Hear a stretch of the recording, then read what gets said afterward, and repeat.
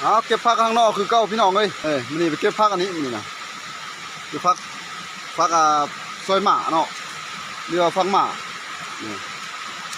ผงอ่อนดีนี่ผักอันนี้ไร้ใบหรอกผักอันนี้นะไร้ใบได้นี่เห็นบ่ผงอ่อนดีกับอ้อก็ได้กับลาบก็ได้กับป่นก็ได้เนาะเอ็ดซุปสนอขมตามอัตยาศัยของผู้มักพี่น้องนี่โอ้ยอาหารการกินบ้านนอกบ้านนาหลายอย่างตามธรรมชาตินี่โอ้งามอ่อนดีนี่พี่น้องโอ้ย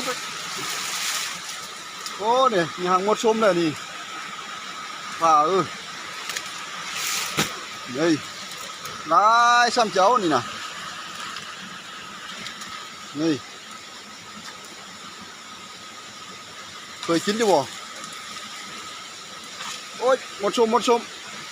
เอาซ้ำนี้ก่อนนะพี่น้องเก็บพักก่อนเด้อ